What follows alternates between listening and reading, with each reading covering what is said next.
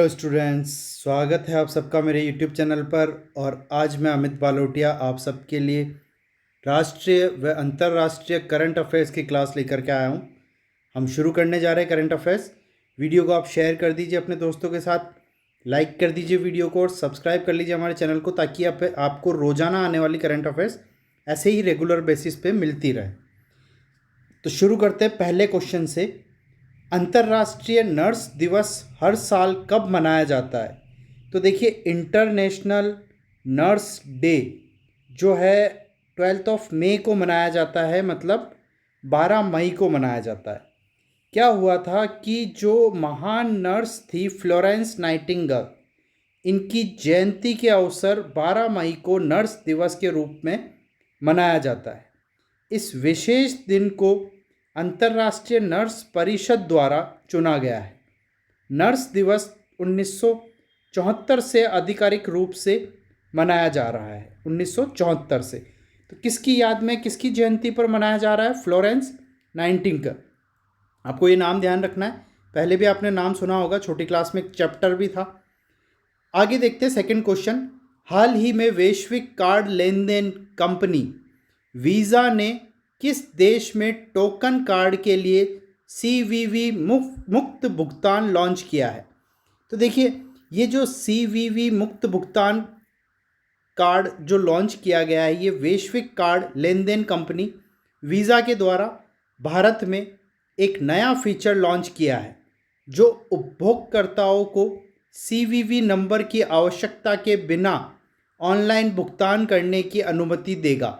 जैसे ATM card पे अपन कोई भी पेमेंट करते हैं, आपने देखा होगा, तो एटीएम कार्ड के पीछे जो नंबर लिखा होता है उसको बोलते हैं सीवीवी नंबर। वो नंबर जब तक आप नहीं डालते आपके ओटीपी नहीं आता है ना? समझ पा रहे? तो उस नंबर को, ये जो कार्ड है वीज़ा कार्ड है, वीज़ा कंपनी का जो नया कार्ड आया है, उसमें वो नंबर सीवीवी नंबर नहीं होगा। उसके बिना आप ऑनलाइन भुगतान जल्दी से कर सकते हैं।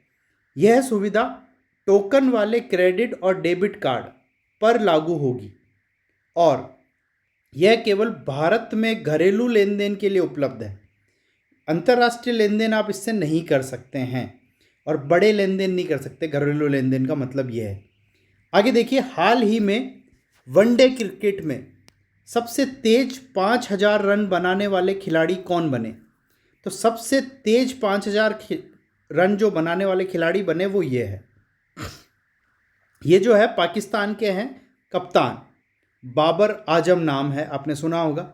न्यूजीलैंड के खिलाफ चौथे वनडे में इतिहास रच दिया बाबर आजम ने। वनडे क्रिकेट में सबसे तेज 5000 रन बनाने वाले बल्लेबाज बन गए। सबसे तेज इन्होंने 5000 रन बनाए, फटाफट 5000 रन बना दिए।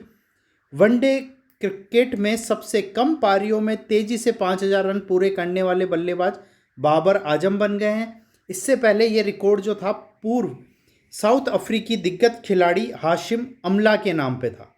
पहले हाशिम अमला के नाम पे था। नेक्स्ट क्वेश्चन देखते हैं।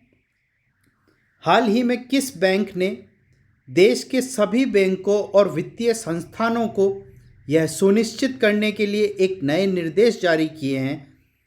कौन से बैंक ने जारी किए? तो देखिए, अपने इंडिया में कोई भी निर्देश, बैंकिंग सेक्टर का अगर कोई भी निर्देश है तो वो कौन जारी करेगा? भारतीय रिजर्व बैंक, भारतीय रिजर्व बैंक आरबीआई। और एक महत्वपूर्ण इन्फॉर्मेशन मैं आपको बता देता हूँ कि आरबीआई जब भी कोई निर्देश जारी करता है तो लिखित रूप में नहीं करता है, केवल मौखिक रूप में, वर्बली वो बोल देता है कि ये चीज़ होगी, ये चीज़ की जाएगी, और उसको सारे बैंक, प्राइवेट या गवर्नमेंट जो भी बैंक्स है, वो सब मानना पड़ेगा, उनको मान्य है। ठीक है? तो क्वेश्चन आता है कि आरबीआई निर्देश जारी करेगी लिखित रूप में, मौखिक रूप में? आपको बोलना मौखिक रूप में बोल दिया, वही निर्देश है, वही कानून है, वही सब कुछ है, सारी बैंकों को मानना पड़ेगा। ठीक है? तो आरबीआई द्वारा जारी किया जाएगा और ये अंतर्राष्ट्रीय, राष्ट्रीय जो भी बैंक्स चल रही है वो सब मनी लॉन्ड्रिंग के लिए है, आतंकवाद को ख़त्म करने के लिए। ठीक है, कोई दिक्कत नहीं है। हाल ही में ओलंपिक रजत पदक विजेता निजेल अमोस, ये रहे आपके निजेल अमोस, इन पर क्या है कि डोपिंग के लिए प्रतिबंध लग गया। अब वो प्रतिबंध कितने साल के लिए लगा, आपको ये बताना है।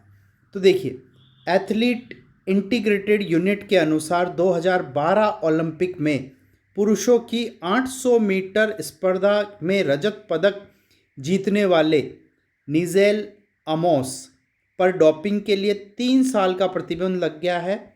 कितने सालों का? 3 सालों का प्रतिबंध लगाया गया है। बोत्सवाना के रहने वाले अमोस को पिछले साल ट्रैक विश्व चैंपियनशिप से पहले प्रतिबंधित पदार्थ GW1516 के सेवन के दोषी पाया गया।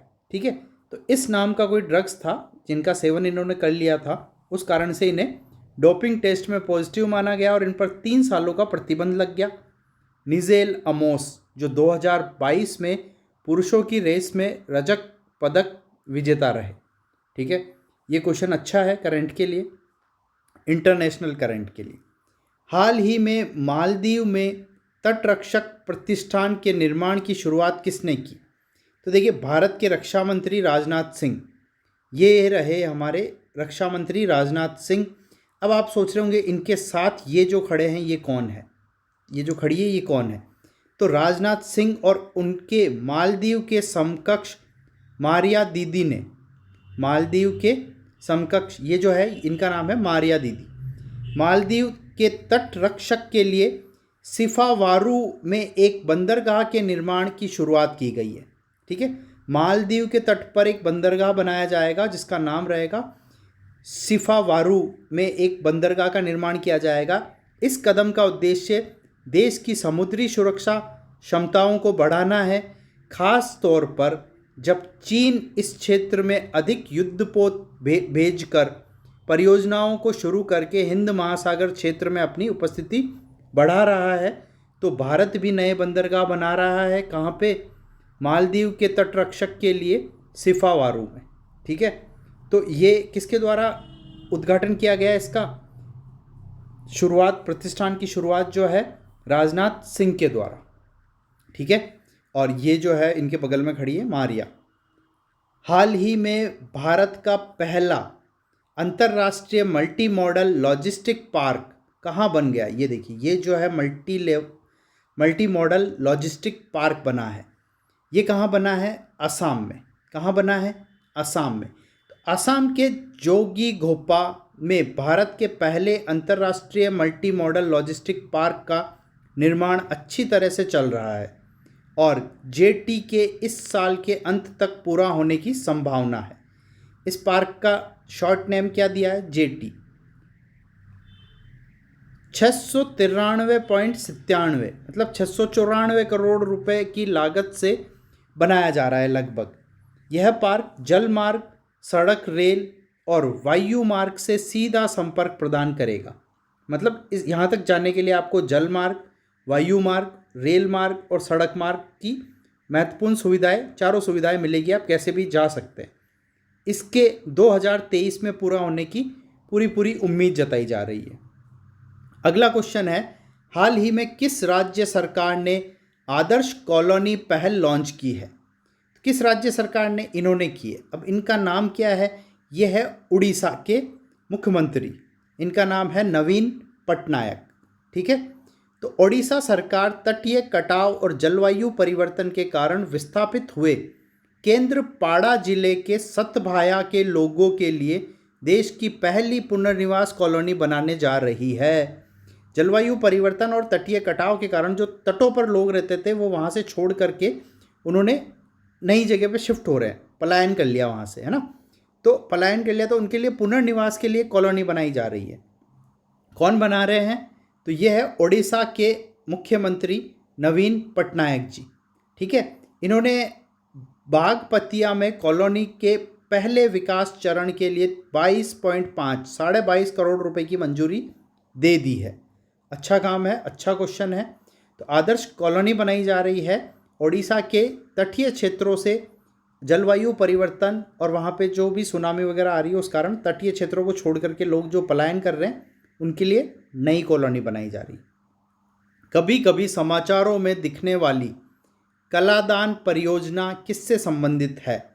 तो किससे संबंधित है ये देखिए, हाल ही में कलादान परियोजना के तहत म्यांमार में 7वें बंदरगाह को चालू करने के लिए कोलकाता में श्यामा प्रसाद मुखर्जी बंदरगाह से एक उद्घाटन शिपमेंट को हरी झंडी दिखाई गई है। कलादान परियोजना का पूरा नाम Kaladan multi modal transport project है। तो ये कलादान प्रोजेक्ट जो है परियोजना किससे संबंधित है? बंदरगाह से। नया बंदरगाह बनाया जा रहा है म्यांमार में, ठीक है, तो उससे संबंधित है। तो ये किसके बीच में है? भारत और म्यांमार के बीच में, ऑब्वियस सी बात है। अब आप कहेंगे सर ये जो लड़कियां डांस कर रही है ये डांस क्या है? तो देखिए क्वेश्चन को पढ़ते हैं। प्रसिद्ध लोक नृत्य रास लीला भारत में किस समुदाय जनजाति द्वारा किया जाता है? तो लोक नृत्य का नाम क्या है? रास लीला। हाल ही में मणिपुर में चल रहे विरोध प्रदर्शन और झगड़ों के कारण मेइती समुदाय खबरों में रहा। मेइती मणिपुर राज्य में एक प्रसिद्ध जातीय समूह है। यह मेइती भाषा बोलते हैं। मेइती भाषा को आधिकारिक तौर पर मणिपुरी भाषा कहते हैं। यह भाषा 22 आधिकारिक भाषाओं में से एक और मणिपुरी राज्य की एकमात्र आधिकारिक भाषा है। तो जो रास लीला भारत में किस समुदाय जनजाति द्वारा किया जाता है? तो आप कहेंगे सर मेइती समुदाय द्वारा, जो कि मणिपुर का एक मुख्य प्रमुख समुदाय है जिनमें अभी झगड़ा चल रहा है। ये मेइती भाषा बोलते हैं, इसलिए इसे मेइती समुदाय कहा जाता है, ठीक है। तो मेइती समुदाय बिल्कुल सही आंसर होगा। ये 10 क्वेश्चन जो है करंट अफेयर्स के आज की तारीख के मोस्ट इम्पोर्टेंट क्वेश्चन है। आप देख सकते हैं 12 मई के लिए, ठीक है। ये जो करंट है 12 मई के लिए मोस्ट इम्पोर्टेंट है। मैं रोज़ाना एक क्लास आपके लिए लेकर के आऊँगा। आप हमें फॉलो कर सकते हैं यूट्यूब पर, इंस्टाग्राम पर, फेसबुक पर, और व्हाट्सएप ग्रुप में भी आप ऐड हो सकते हैं मेरे इस नंबर पर मुझे कांटेक्ट करके 9461576729।